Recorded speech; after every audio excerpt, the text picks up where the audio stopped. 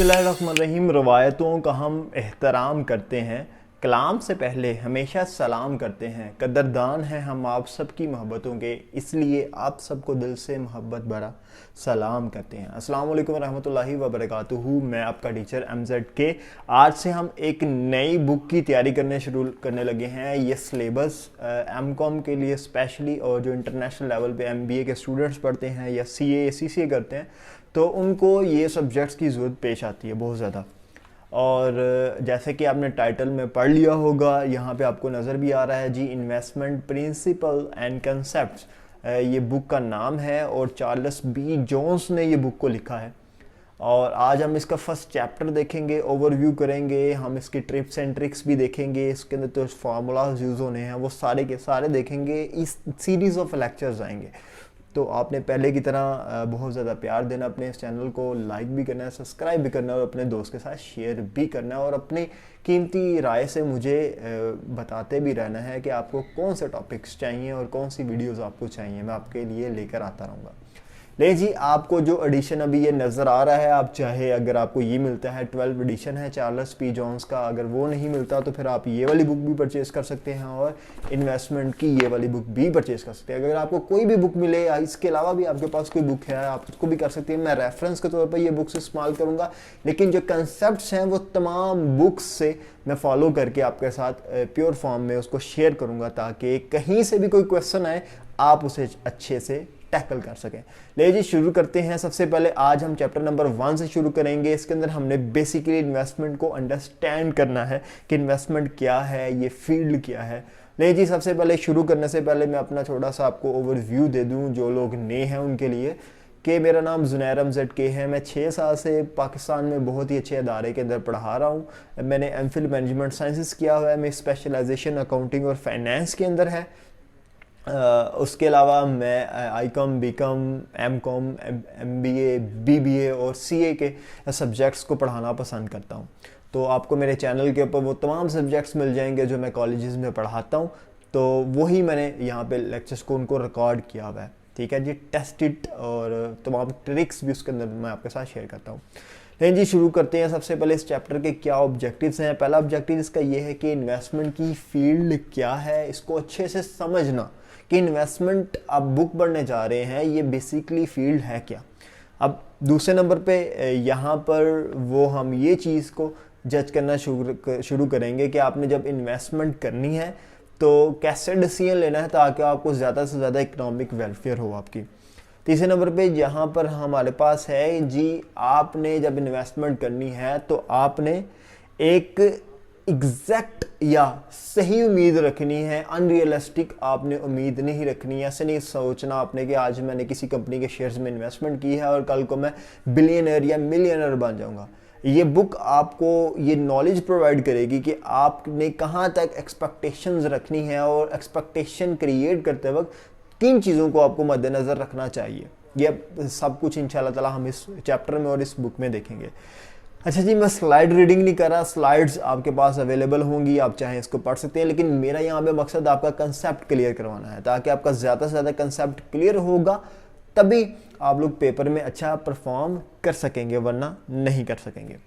नहीं जी, यहाँ पर बड़ी इंपॉर्टेंट जो नीचे यहाँ पे लाइन है इसकी तरफ फोकस कीजिएगा जी। बीइंग एबल, ये चैप्टर आपको एबल करेगा to recognise pitfalls and scams extremely important. क्या मतलब है जी, पिटफॉल किसे कहते हैं? पिटफॉल का मतलब होता है जी कोई हिडन डेंजर है या किसी किस्म की कोई डिफ़िकल्टी है हिडन, तो उसको समझने में आपको हेल्प आउट करेगी ये बुक। और आपने देखा होगा काफ़ी सारे स्कैम्स भी चलते हैं फाइनेंस, यानी कि इतने पैसे इन्वेस्ट करें, पैसे डबल करके दे देंगे। अब आपको ये भी अंडरस्टैंडेबिलिटी हो जाएगी कौन सी स्कीम फ्रॉड है और कौन सी स्कीम ठीक है, या आप उसको देखकर जज कर सकते हैं। नहीं जी, सबसे पहले इन्वेस्टमेंट को डिफाइन कर रहे हैं, देखते हैं जी इन्वेस्टमेंट क्या है। आपकी स्क्रीन्स पे है, इन्वेस्टमेंट इज़ अ स्टडी। एक सेकंड ज़रा, किधर गया है, यहाँ पे मैं पेन टूल ले लूँ। अच्छा जी, investment is a study of committing funds. ये बड़ी इंपॉर्टेंट चीज़ यहाँ पे लिखी है, इसको मैं ज़रा, चल नहीं रहा, चलें कोई बात नहीं। यहाँ पे बड़ा इंपॉर्टेंट लिखा जी, प्रोसेस ऑफ कमिटिंग फंड्स। अब क्वेश्चन आपके माइंड में आ सकते हैं, what is committing fund? Committing fund से क्या मुराद है? कमिटिंग फंड वो पैसे हैं, वो रकम है जो एक इन्वेस्टर तैयार है किसी जगह पर इन्वेस्ट करने के लिए। ठीक है, एक पर्सन है, उसके पास काफी सारे पैसे हैं, लाखों रुपया उसके पास है, लेकिन वो 25,000 रुपया कहीं पे इन्वेस्ट करना चाहता है, लगाने के लिए विलिंग है। इसको हम, ऐसे पैसों को हम कमिटिंग फंड्स कहते हैं, जो इन्वेस्टर विलिंग है किसी जगह पर इन्वेस्ट करने का।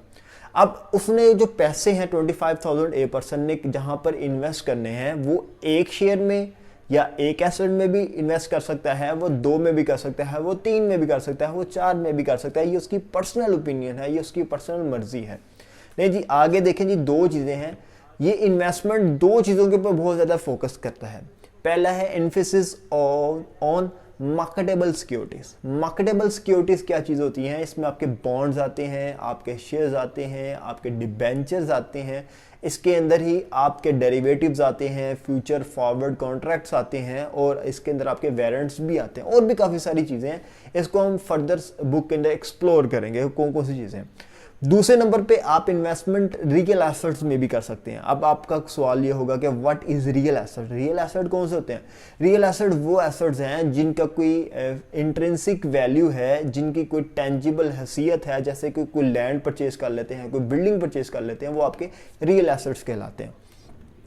आगे जी, funds to be invested come from asset zone. अब आपने इन्वेस्टमेंट करनी है, उसके लिए फंड्स कहाँ से आएंगे, पैसे कहाँ से आएंगे?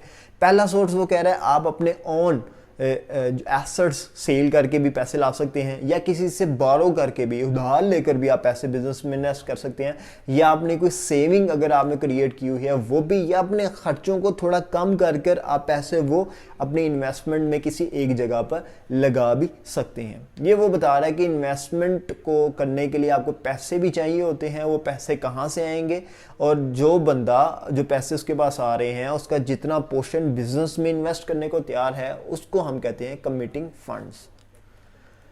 आगे जी, अब आपने जब पैसे लगाने हैं तो आपने सारे के सारे पैसे एक ही जगह पर नहीं लगा देने। इसको कहते हैं जी, don't put your all eggs in a single basket. अगर आपने एक बास्केट पकड़ी हुई है अपने हाथ में और सारे एग्स आपने उसी के अंदर रख दिए हैं, अगर आपके हाथ से वो बास्केट गिर जाएगी तो आपके सारे अंडे टूट जाएंगे। इसलिए बेहतर है कि आप डिफरेंट बास्केट्स में अपने अंडे रखें, ताकि अगर आपकी एक बास्केट टूट भी जाएगी मगर फिर भी आपके पास कुछ एग्स कुछ बचे होंगे। इसको कहते हैं जी पोर्टफोलियो। पोर्टफोलियो क्या है कि आप डिफरेंट एसेट्स, कंपनी ए के, कंपनी बी की, कंपनी सी की, आप डिफरेंट कंपनीज के एसेट्स को पकड़ते हैं और उन सबको परचेज कर लेते हैं। अगर आपकी एक कंपनी के एसेट से आपको नुकसान हुआ है तो दूसरे से आपको प्रॉफिट हो जाएगा।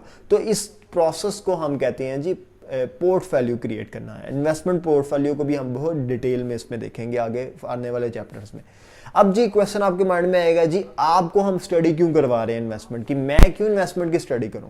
पहले नंबर पे आप ये समझिएगा, कोई भी इंडिविजुअल है वो चाहेगा कि आज मेरे पास जितने पैसे हैं मैं किसी जगह पर उसको लगाऊं और कल को वो डबल हो जाए, वो ट्रिपल हो जाए, या वक्त के साथ साथ उनकी वैल्यू बढ़ती जाए। पहले नंबर पर तो ये समझिएगा, अगर आपके पास जो आपके आइडल पैसे हैं आप कहीं पर लगाकर कोई फर्दर मनी जनरेट करना चाहते हैं, तो आपको इन्वेस्टमेंट को सीखना पड़ेगा कि आप किस एसेट में इन्वेस्ट करें, कहां पर आपको इन्वेस्ट करना आपके लिए सूदमंद होगा। दूसरे नंबर पे जब आप लोग जवान हैं तब तो आप काम कर सकते हैं, लेकिन खुदा न हादसा आपको कोई हादसा पेश आता है, आपका कोई जिस्म का कोई जो उज़ू है वो ख़राब हो जाता है, उस केस के अंदर, या फिर आप जब रिटायर हो जाएंगे, जब आप बूढ़े हो जाएंगे, काम नहीं कर सकेंगे, तो यही पैसे जो आपने इन्वेस्ट किए होंगे कल को उन्हीं से आपको रेवेन्यू आएगा और आप अपनी लाइवलीहुड को ईजीली या अपने लाइफस्टाइल को मेंटेन कर पाएंगे। यही बातें यहाँ पे मेंशन की हुई है, ये आप देख लीजिएगा। आगे जी दूसरे नंबर पे जी, आप बीइंग अ इन्वेस्टर एडवाइजर भी काम कर सकते हैं, कंपनीज में जॉब कर सकते हैं, आप स्टॉक एक्सचेंजेस में काम कर सकते हैं, और बहुत सारे इदारे हैं वहाँ पर भी आप पर्सनल फाइनेंसिंग कोचिंग भी प्रोवाइड कर सकते हैं लोगों को, अगर आपको ये सब्जेक्ट आता है, अगर आप इसकी ग्रिप आपकी इस सब्जेक्ट के ऊपर ग्रिप अगर बहुत अच्छी है। नहीं जी, इन्वेस्टमेंट के डिसीजंस में शामिल क्या क्या है, किन चीज़ों को मद्देनजर रखना चाहिए जब आप इन्वेस्टमेंट का डिसीजन करते हैं, दैट इज इम्पोर्टेंट। नहीं जी, सबसे पहले जी आपने अंडरलाइन इन्वेस्टमेंट डिसीजन के अंदर कह रहा है, जब trade off between expected returns and risk, expected return और रिस्क के अंदर आपने ट्रेड ऑफ करना होता है। अब आप के माइंड में क्वेश्चन आया होगा, what is trade off? Trade off क्या है? तो ट्रेड ऑफ को समझते हैं जी। ट्रेड ऑफ क्या चीज़ है? Trade off is a exchange of something of value as part of compromise. क्या मतलब? आप कोई एक चीज़ अपनी, जैसे कि ये मेरी बुक है, ये मैं बुक किसी और पर्सन को दे देता हूँ, ये मैंने एक कंप्रोमाइज़ किया है, ठीक है, मेरे लिए वैल्यू है इस बुक की, लेकिन मैं किसी और को दे देता हूँ, ठीक है, लेकिन किसी चीज़ के एक्सचेंज में। फ़र्ज़ करें मैं ये जिसको चीज़ बेची है और उससे पैसे ले लिए, मैंने अपनी ये वैल्यूएबल चीज़ को कंप्रोमाइज़ किया है, लेकिन उसके बदले मुझे पैसे मिल गए, इसको हम कहते हैं ट्रेड ऑफ करना, ठीक है जी। अब हमने ट्रेड ऑफ किस में करना है? ट्रेड ऑफ हमने करना है दो चीज़ों में, पहला है रिस्क और दूसरा है रिटर्न। अब ये दो लफ्ज़ों को आप सुनने की आदत डाल लें, रिस्क और रिटर्न। पूरी बुक के अंदर हमें बार बार ये लफ्ज़ सुनने को मिलेंगी, हम बार बार इसको कैलकुलेट करेंगे कि कितना रिस्क है, कितना रिटर्न है। रिटर्न क्या होता है? सबसे पहले ये समझिएगा, रिटर्न वो अमाउंट है जो आपको किसी भी जगह से इन्वेस्टमेंट के बाद प्रॉफिट की शक्ल में वापस मिलती है, उसको हम कहते हैं रिटर्न। अब एक्सपेक्टेड का जब साथ लफ्ज़ लिखा जाता है, एक्सपेक्टेड का मतलब है जी कितनी तवक्को है कि हमें कितने पैसे रिटर्न होंगे, इसको हम कहते हैं एक्सपेक्टेड रिटर्न। रिस्क का क्या मतलब है? रिस्क का मतलब है जी खतरा। किस चीज़ का खतरा? हमारी इन्वेस्टमेंट डूबने का खतरा। एक तरफ हम ये उम्मीद कर रहे हैं कि हमारे पैसे डबल हो जाएं, ज़्यादा हो जाएं, मगर ये साथ ही साथ खतरा भी है कि ये ना हो कि हमारे जो पैसे हैं वो सारे के सारे डूब जाएं। इसलिए हमने इन दोनों चीज़ों के अंदर एक ट्रेड ऑफ करना होता है, एक बैलेंस लेकर आना होता है। लेकिन एक रूल आप यहाँ पे अभी समझ लें, क्योंकि ये बार बार रिपीट होगा। जितना ज़्यादा रिस्क आप लेंगे उतना ही ज़्यादा आपको रिटर्न मिलेगा। एक रूल है जी, high risk high return, low risk low return. अगर आप कम रिस्क लेंगे तो आपका रिटर्न भी अल्टीमेटली कम होगा, और अगर आप ज़्यादा रिस्क लेंगे तो आपका रिटर्न भी ज़्यादा होगा। आगे हम क्वेश्चंस में इनको साबित भी करेंगे। अब तीन तरह के लोग हैं, तीन तरह से सोचते हैं। पहले लोग वो हैं जो को रिस्क को टॉलरेंस करते हैं। क्या मतलब? जो रिस्क को बियर करते हैं, वो रिस्क लेना पसंद करते हैं। हम में से काफ़ी सारे ऐसे लोग हैं जो वन विलिंग करते हैं, स्विमिंग करते हैं समंदर में जाके, दरिया में जाके, हमें डर आता है, लेकिन वो क्या कर रहे हैं? वो एक रिस्क ले रहे हैं एंजॉयमेंट के लिए। सेम इस फॉर्म के अंदर वो रिटर्न के लिए लोग इन्वेस्टमेंट कर रहे हैं और रिस्क ले रहे हैं, चांसेस है कि पैसे डूब जाएंगे। ऐसे लोगों को हम रिस्क टॉलरेंस कहते हैं, जो रिस्क को बर्दाश्त करते हैं। दूसरे नंबर पे एक बाद लोग होते हैं रिस्क अवर्स। रिस्क अवर्स वो लोग होते हैं जो डर के भाग जाते हैं कि कहीं मेरे पैसों को अंदर नुकसान ना हो जाए, मेरे पैसे डूब ना जाए। तो वो ऐसी जगह पर इन्वेस्ट करना पसंद नहीं करते जहां पर उनको ये चांस हो, यहाँ पे उनको ये शक हो कि हमारे पैसे बिल्कुल ही डूब जाएंगे। और तीसरे नंबर पे वो लोग हैं जो कि रिस्क को इग्नोर ही करते हैं, जो रिस्क इग्नोर करते हैं। और इसका स्पेसिफिक आगे टर्म भी आएगी इंशाल्लाह, हम वहाँ पे इसको देखेंगे भी। अभी स्लाइड्स में दिखाता हूँ मैं आपको। ये जी रिस्क क्या है, इसकी डेफिनेशन को देखते हैं। The possibility that the realise return, realise एक नया लफ्ज़ है, रियलाइज कहते हैं एक्चुअली में जो आपको रिटर्न मिला है। देखें, मैं एक्सपेक्ट कर रहा था मुझे 100 रुपये मिलेंगे, लेकिन एक्चुअली में मुझे 60 रुपये अर्न हुए हैं। तो जो मुझे पैसे मिले हैं, that is my realise return. Realise return will not equal expected return. ये बात याद रखिएगा, सारी चीज़ें दुनिया में हमारी उम्मीदों के मुताबिक नहीं होती। हम एक्सपेक्ट कुछ कर रहे होते हैं और हम ऐसा ज़िंदगी में कुछ और होता है। तो ये हर इंसान के साथ ही है।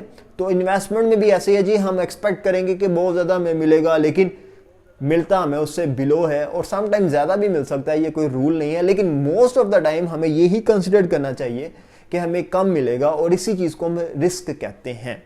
कि हम सोचे थे हमें 5,000 का प्रॉफिट होगा, लेकिन इसके अंदर रिस्क है शायद कम हो जाए। रिस्क पॉजिटिव भी होता है, नेगेटिव भी होता है, ये हम बाद में डिस्कस करेंगे, लेकिन हम नेगेटिव रिस्क को ही रिस्क कंसिडर करते हैं। यहाँ पे लिखा जी रिस्क रिटर्न ट्रेड ऑफ। अच्छा, investor choose risk tolerance then look to maximise return. ये मैंने आपको पहले बता दिया था कि वो ऐसे लोग जो रिस्क को देखते हैं, उसको सब्र से काम लेते हैं, उसको बर्दाश्त करने की कोशिश करते हैं, तो वो उनको ही ज़्यादा रिटर्न मिलते हैं। और दूसरे नंबर पे जो लोग हैं वो बहुत ज़्यादा सोचते हैं रिस्क को डिसाइड करने से पहले, यानी कि कोई भी इन्वेस्टमेंट डिसीजन करने से पहले रिस्क को बहुत ज़्यादा देखते हैं और रिस्क की जगह पर नहीं जाते। ये चीज़ें एक्सपोज वगैरह जो लिखी हुई है ये आगे आएंगी इंशाल्लाह, मैं आपको डिटेल में बताऊंगा। नेक्स्ट जी हमारे पास जो स्लाइड है वो एक ग्राफ है, और ग्राफ को समझने की कोशिश करते हैं। लेकिन ग्राफ को मैं आपको पहले दिखा देता हूँ। ग्राफ देखिएगा, यहाँ पे लिखा है जी कि दो आपके पास एक्सिस हैं, जो आपके पास बिल्कुल सीधी लाइन है आ रही है, जिसके ऊपर ER लिखा हुआ है वो आपका Y एक्सिस है, और जहाँ पे रिस्क है वो आपका X एक्सिस है जी। यहाँ पर सबसे पहले एक लाइन, स्ट्रेट लाइन ड्रॉ की गई है। अगर आप लोग ये देखें कि वो वाला पॉइंट जहाँ पर आपका, अगर मैं कर्सर थोड़ा सा यहाँ पे घुमाऊँ, मेरा कर्सर नहीं आ रहा है यहाँ पे, खैर अगर मैं इसको घुमाता हूं तो मेरे ER वाले पॉइंट पे जहां जाके कट करता है और वहां पे लिखा है जी रिस्क फ्री रेट, तो ये हमारा बिल्कुल 0% रिस्क होगा, मतलब कोई रिस्क नहीं है, यहाँ पे रिटर्न ही रिटर्न आएगा। जैसे कि गवर्नमेंट की किसी स्कीम में हम पैसे इन्वेस्ट कर देते हैं और चांसेस होते हैं कि हमारे पैसे बिल्कुल भी डूबेंगे नहीं, हमें सेम इट इज वापस मिल जाएंगे। आगे जी उससे कम रिस्की है और इसका रिटर्न बेहतर है, यानी कि जो आपके पास रिस्क फ्री है इसके अंदर तो बिल्कुल 0% रिस्क है आपका, लेकिन इसका रिटर्न भी कम है।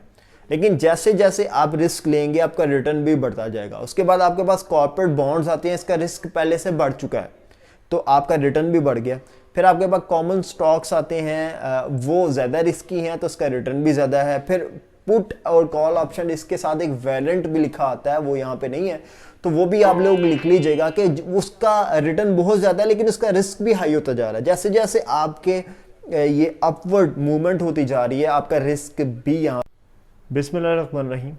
अच्छा जी, वापस आ गए हैं, कोई कनेक्शन डिस्कनेक्ट हो गया था। अच्छा, मैं आपको ये बता रहा था कि कॉल और पुट जो ऑप्शंस हैं वहाँ पे वेरिएंट्स भी आपके आते हैं, ठीक है। वेरिएंट्स काफ़ी हाई रिस्की होते हैं। ये देखिएगा यहाँ पर जो आपको जैसे जैसे ये कब ऊपर की तरफ जा रहा है, अगर यहाँ पे मेरा पेन खुल जाए, पॉइंटर, जी पॉइंटर खुल गया। अच्छा देखें, जैसे जैसे ये पॉइंट ऊपर की तरफ मूव करता जा रहा है, एक मिनट, कलर कौन सा सिलेक्ट हो गया है, एक सेकंड, कलर ब्लैक या रेड ठीक रहेगा। अच्छा, ये जैसे जैसे ऊपर की तरफ मूव करता जा रहा है, यानी कि कर्व ये ऊपर की तरफ जा रहा है, ये यहाँ पर जो आपका एक्सपेक्टेड रिटर्न है वो हमें ये बता रहा है कि आपका एक्सपेक्टेड रिटर्न भी बढ़ता जा रहा है, और आपका जो नीचे उन्होंने रिस्क दिया हुआ है आपका रिस्क भी यहाँ पे इंक्रीज करता जा रहा है। देखें, पहले ये पॉइंट था आपके रिटर्न का, फिर आपका रिटर्न ये हो गया, फिर ये हो गया, एंड पे जब आपके पास एंड पे फाइनेंशियल फीचर्स हैं, तो बेसिकली आपके फ्यूचर कॉन्ट्रैक्ट्स होते हैं, फॉरवर्ड कॉन्ट्रैक्ट्स होते हैं, ये सारी की सारी चीज़ें हमने इंशाल्लाह ताला कवर करनी है अपने इसी सिलेबस के अंदर। अच्छा, आगे चलते हैं थोड़ा सा, और पहले इसको अरेज कर लें। अरेजर किधर है इसका? अच्छा, ये है अरेजर। अच्छा जी, नेक्स्ट है हमारे पास, अब आपने कोई डिसीजन करना है इस एसेट में आपको इन्वेस्ट करना चाहिए या नहीं करना चाहिए, तो उसका यहाँ पर स्लाइड में मैंने दो स्टेप्स यहाँ पे उसके शेयर किए हैं। इंशाल्लाह इसका एक लॉन्ग क्वेश्चन अलहदा भी हम फर्दर करेंगे। यहाँ पे जी 2 स्टेप प्रोसेस यहाँ पे मेंशन किया गया है। पहले नंबर पे लिखा है जी सिक्योरिटी एनालिसिस एंड एवेल्युएशन, और दूसरे नंबर पे लिखा है जी estimate expected return and risk. अच्छा, ये 2 मेथड्स हैं जिसकी मदद से आप कर सकते हैं। पहले वाला जो आपके पास मेथड है सिक्योरिटी एनालिसिस का, इसके अंदर आप लोग क्या करेंगे, आप लोग ये चेकआउट करेंगे कि वो जो सिक्योरिटी है वो कितनी रिस्की है, और उस सिक्योरिटी का और इस सिक्योरिटी की वैल्यूएशन क्या निकलती है, मतलब वो बहुत ज़्यादा उसके अंदर फ्लक्चुएशंस तो नहीं, उसके प्राइसेस बहुत ज़्यादा बढ़ती हैं कम होती है, सारा का सारा आप एनालिसिस करेंगे। वो हम आपको बाद में बताएंगे आपको फ्लक्चुएशंस वाले में इन्वेस्टमेंट करनी चाहिए या नहीं करना चाहिए, वो इंशाल्लाह ताला हम देखते हैं। आगे लिखा जी एस्टिमेटेड रिटर्न, अभी मैंने आपको ये सारा बता दिया जी। एस्टिमेटेड रिटर्न क्या होता है, आपने देखना है जी जो तवक्को है हमें पैसे मिलने की फ्यूचर के अंदर, वहाँ पे अगर इन्वेस्ट कर दें तो क्या उस हिसाब से रिस्क भी है, यानी कि रिस्क कम है रिटर्न ज़्यादा है, ये हम सारे चेकआउट करेंगे। अभी आपको मैंने एक यूनिवर्सल ट्रूथ, एक रूल मैंने आपको बता दिया, जितना ज़्यादा आप रिस्क लेंगे उतना ही ज़्यादा आपका रिटर्न रहेगा। अगर आपने रिस्क यहाँ तक लिया तो यहाँ तक ही आपका रिटर्न भी आएगा। अच्छा जी, आगे लिखा जी पोर्टफोलियो को कैसे मैनेज करते हैं, ये भी एक बड़ा इंपॉर्टेंट पॉइंट है, क्योंकि आपने एक जगह पे इन्वेस्टमेंट नहीं कर रहे, आप एक से ज़्यादा जगह पर, यानी कि आप अपनी इन्वेस्टमेंट में डाइवर्सिफिकेशन लेकर आ रहे हैं, तो आपने एक पोर्टफोलियो क्रिएट करना है। पोर्टफोलियो क्या है? It's a basket. बास्केट ऐसी बास्केट है जिसके अंदर डिफरेंट तरह के फल पड़े हुए हैं, सेब भी पड़ा है, अमरूद भी पड़ा है, केला भी पड़ा है, सारे के सारे फल पड़े हुए हैं, इसको हम कहते हैं पोर्टफोलियो, ठीक है। और इन्वेस्टमेंट का पोर्टफोलियो, यानी कि आप रियल एसेट में भी इन्वेस्ट कर रहे हैं, आप स्टॉक में भी कर रहे हैं, बॉन्ड में भी कर रहे हैं, आप ए कंपनी में भी कर रहे हैं, आप बी कंपनी में भी कर रहे हैं। लेकिन क्या कह रहे हैं जी, इसके अंदर आपने एक मरतबा जब अपना पोर्टफोलियो क्रिएट कर लेना है, अपना पोर्टफोलियो बना लेना है, तो उस पोर्टफोलियो को मजीद एवेल्युएट करना है। यानी कि आपने एक मरतबा बनाए के ऊपर सेटिस्फाई नहीं हो जाना, बल्कि आपने फर्दर वक्त के साथ साथ आपने इसको एवेल्युएट करते रहना है। जो से आपको लगेगा कि ये जो आपका स्टॉक है या ये जो आपका एसेट है, ये रिस्क बहुत ज़्यादा है लेकिन इसका रिटर्न नहीं आ रहा, तो आप उसको एलिमिनेट कर दें, अंदर से निकाल दें। सेम इसी तरह से आप लोग ये भी कर सकते हैं कि वक्त के साथ साथ कोई और अच्छी सिक्योरिटीज़ है आपको, या आप डिबेंचर्स या कोई और फ्यूचर कॉन्ट्रैक्ट्स आपको नज़र आते हैं, तो वो आप उसके अंदर ऐड अप कर लेते हैं। ये हम सारा करेंगे इंशाल्लाह ताला। आपको डिफरेंट तरह की सिक्योरिटीज़ दी होंगी, हमसे पूछा जाएगा जिसका रिस्क निकाल के दिखाएं, इसका कोरिलेशन निकालें, स्टैंडर्ड एविएशन निकालें, वो सारी चीज़ें इंशाल्लाह ताला हम पढ़ेंगे आगे जी। रिवाइज करते रहे अपने पोर्टफोलियो को वक्त के साथ साथ। अच्छा, एक ये बड़ी इंपॉर्टेंट चीज़ है कि कौन सी चीज़ अफेक्ट करती है आपके इस इन्वेस्टमेंट के प्रोसेस को। सबसे पहले अनसर्टेनिटी क्या चीज़ है कि आपको फ्यूचर का अंदाज़ा नहीं है और फ्यूचर के इवेंट्स अक्कर हो सकते हैं जिसकी वजह से आपको लॉस हो सकता है, फ्लड आ जाना और दूसरी सारी चीज़ें। बेसिकली सबसे बड़ा फियर जो होता है वो अननोन का फियर होता है, यानी कि आप चीज़ों को जानते नहीं, पहचानते नहीं, उस चीज़ का ज़्यादा डर आपको होता है। कह रहे हैं जी फ्यूचर के साथ, फ्यूचर में पता नहीं क्या हो सकता है, कंपनी डूब जाए, कंपनी का कोई दिवालिया निकल जाए तो आपके शेयर्स की वैल्यू भी ज़ीरो हो जाएगी। इस केस में क्या करेंगे, वो सारी चीज़ें इंशाल्लाह आगे हम देखेंगे। लेकिन ये जो फैक्टर है ये अफेक्ट करता है हमारे डिसीजन को। दूसरे नंबर पे जी फॉरेन फाइनेंशियल एसेट्स, आपके पास ऑप्शन है, पाकिस्तान में भी इन्वेस्ट कर सकते हैं आप, इंडिया में भी कर सकते हैं आप, साउथ अफ्रीका में भी कर सकते हैं आप, अमेरिका में भी कर सकते हैं। ये आपके लिए एक हर्डल क्रिएट करेगा। आगे जी इंटरनेट के अंदर ऊपर बहुत सारी अपॉर्चुनिटीज़ है, जिस तरह ऑक्टा इफेक्ट्स है या दूसरे ट्रेडिंग ऐप्स आ चुके हैं जहाँ पर आप करेंसी की ट्रेड कर सकते हैं, जहाँ पर आप शेयर्स की ट्रेडिंग आसानी के साथ कर सकते हैं। तो ये बहुत ज़्यादा इफेक्ट कर रहा होता है आपके डिसीजन के प्रोसेस को या आपके डिसीजन मेकिंग को बहुत ज़्यादा इफेक्ट कर रहा होता है। आगे जी इंस्टीट्यूशनल इन्वेस्टर्स, अब ये एक वीडियो आपको एक वीडियो मिलेगी जिसके अंदर हम डिफरेंट डिफरेंसेस देखेंगे कि इंस्टीट्यूशन इन्वेस्टर और इंडिविजुअल इन्वेस्टर में क्या फ़र्क है, फॉरवर्ड कॉन्ट्रैक्ट और फ्यूचर कॉन्ट्रैक्ट में क्या डिफरेंस है। तो ये सारी चीज़ें हम वहाँ पे कवर कर रहे हैं। लेकिन इंस्टीट्यूशन इन्वेस्टर का ये बता देता हूँ कि ऐसा इन्वेस्टमेंट का अदारा जो बहुत बड़ी क्वांटिटी के अंदर किसी और कंपनी में इन्वेस्टमेंट करता है, इसे इंस्टीट्यूशनल इन्वेस्टमेंट कहते हैं। यानी कि एक बंदा अगर कहीं पे इन्वेस्टमेंट करे तो इसे हम इंडिविजुअल इन्वेस्टमेंट कहते हैं। अगर एक कंपनी किसी दूसरी कंपनी में इन्वेस्टमेंट करे, अब हम इसको इंस्टीट्यूशनल इन्वेस्टमेंट कहते हैं।